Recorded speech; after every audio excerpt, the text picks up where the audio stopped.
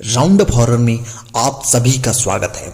मैं ऋषि जायसवाल ये आया हूं एक ऐसी कहानी के बारे में जिसे सुनकर आपके रोंगटे खड़े हो जाएंगे। आप अपने ही घर में टॉयलेट जाने तक से डरेंगे। मैं लिख कर देता हूं। तो चलिए, डर की दुनिया में आप सभी का स्वागत है। चलिए कहानी की तरफ बढ़ते हैं। बाहर होती बारिश और ज्यादा तेज हो गई थी। ठंडी हवा भी पूरी जोरों पर थी। आशिकों की डायरी में प्यार का मौसम कहने वाला मौसम था। नगर रचित के लिए एक एक पल गुस्से से भरा और सदियों से भी लंबा था। से तो पता नहीं था कि नेहा घर से कितनी देर पहले निकली थी, जबकि वह खुद 1 घंटे पहले घर वापस आ चुका था और 2 बार उसने कॉल भी कर चुका था। एक बार फिर उसने फेसबुक बंद किया और नेहा को कॉल लगाने की कोशिश की। उसका नंबर निकाला, फोन फिर भी स्विच ऑफ था। उसने गुस्से में कहा, गई होगी अपने यार से मिलने। कहते हुए उसने अपना फोन बंद करके फेसबुक को चालू कर लिया। दरअसल हुआ यह था कि कुछ दिन पहले ही नेहा जब मार्केट से वापस आ रही थी, उसकी मुलाकात रचित के सहपाठी देवांश से हो गई थी। देवांश का परिवार पहले उसका पड़ोसी था, मगर 2 साल पहले देवांश के ट्रांसफर के चलते वह लोग दूसरे शहर में जाकर बस गए थे। रचित और देवांश में जान पहचान हो गई थी, मगर दोस्ती के बजाय दोनों में एक दूसरे के आगे निकलने की प्रतिष्ठा थी, जो वक्त के साथ साथ बढ़ते बढ़ते दिलों को कड़वाहट की तरफ बस गई थी। सबके सामने दोनों परिवार आपस में एक दूसरे से बात करते थे, मगर अकेले में दोनों एक दूसरे के दुश्मन थे। आज भी रोज की तरह नेहा से देवांश की बात करने को लेकर झगड़ा हुआ था। उसकी नजर में वह उसके दुश्मन से दोस्ती कर रही थी, जो उसके पुरुष दम्भ को बर्दाश्त नहीं था।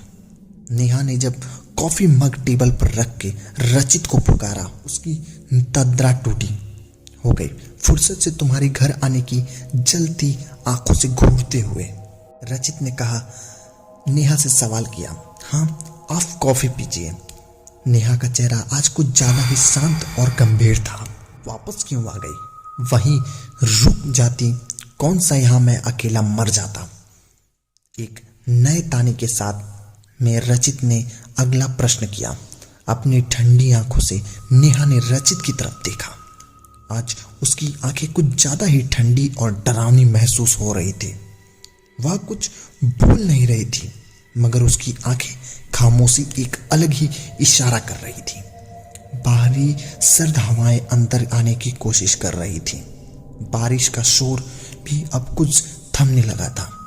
एक अजीब सा मानसूनियत माहौल छाई हुई थी। कुछ तो ऐसा था जो रचित को सही नहीं लग रहा था, मगर इस वक्त उसका ध्यान अपने फोन में था। अपने आसपास सबसे करीबी रिश्ते में दूर वह इस वक्त अपनी आभासी दुनिया में अपने दोस्तों में खोया हुआ था। कॉफी मग हाथ में उठाकर वह धीरे धीरे कॉफी पीने लगा और साथ ही अपने एक नए दोस्तों को मैसेज का जवाब देता जा रहा था। इस बीच एक बार भी उसने नेहा को अपने हाथ में कॉफी पीने के लिए भी उसकी कॉफी कहाँ है इसके लिए नहीं पूछा था।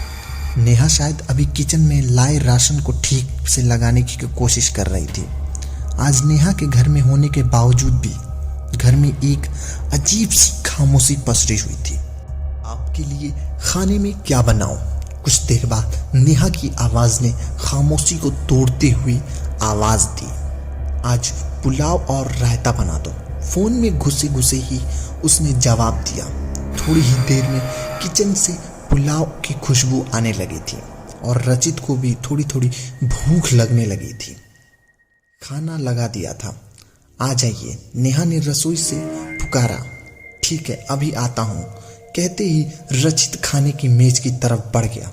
रचित को खाना सर्व करने के बाद नेहा फिर से रसोई में चली गई थी, मगर रचित को इससे कोई फर्क नहीं पड़ा। उसने अकेले ही खाना शुरू कर दिया। अभी वह थोड़ा सा ही खा ही पाया था, तब तक कि उसके फोन पर अनजान नंबर से कॉल आने लगा। हो सकता है ऑफिस से किसी जरूरी कॉल के लिए फोन किया हूं, इसीलिए रचित ने फोन को उठा लिया। क्या आप मिस्टर रचित हैं, नेहा के पति? फोन उठाते ही फोन के सवाल करने लगा। जी, लेकिन आप कौन हैं? रजत ने जवाब के साथ एक सवाल पूछ लिया। मैं सिटी हॉस्पिटल से बोल रहा हूँ, आपकी पत्नी का एक्सीडेंट हो गया है और अब वह शायद इस दुनिया में नहीं है। आप जल्दी हॉस्पिटल आ जाइए। फोन करने वाले का जवाब आया। देखिए, आपको शायद कोई गलत फहमी हुई है, मेरी पत्नी घर पर है। कहते हुए रचित ने फोन काट दिया। इस बार फिर से फोन की घंटी बजी। रचित ने जैसे ही फोन उठाया, एक बार फिर से हॉस्पिटल आने के लिए कहा गया। इस बार लाश को पहचान करने के लिए, क्योंकि लाश के पास जो राशन की पर्ची मिली थी उसमें जो फोन नंबर मिला था वह रचित का ही था। उफ, ये लोग खाना भी नहीं खाने देते। कहते हुए रचित ने नेहा को आवाज लगाई। नेहा, जरा गाड़ी की चाबी दो, मुझे हॉस्पिटल जाना है। मगर इस बार नेहा का जवाब नहीं आया। सिर्फ खिड़कियों की हवा के पर्दे उड़ते हुए सरसराहट आई। नेहा, तुम कहाँ हो? एक बार फिर से रचित ने पुकारा, मगर इस बार भी उसके प्रश्न का कोई जवाब नहीं आया। रचित ने दिल अनजाने में भयंकर से कांप उठा।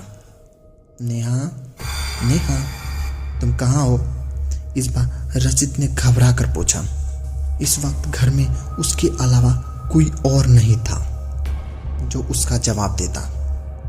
घबराकर वो रसोई की तरफ बढ़ा, जहां पर अभी कुछ देर पहले नेहा काम कर रही थी। लेकिन यह देखकर वह दंग रह गया। रसोई में ना तो नेहा थी और ना कुछ देर पहले लाया गया उसका सामान। इस बार फिर से उसके फोन की रिंगटोन बजी, लेकिन इस बार कोई कॉल ना होकर एक व्हाट्सएप मैसेज था। रचित ने जैसे ही मैसेज को ओपन किया, उसकी होश उड़ गए।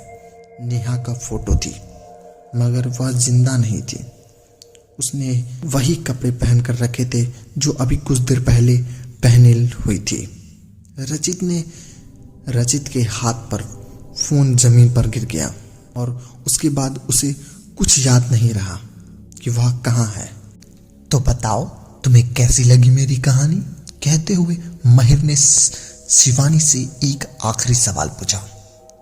ओ महिर, तुम्हारी कहानी तो बहुत अच्छी थी, लेकिन यह मुझे डराने में कामयाब नहीं हुई।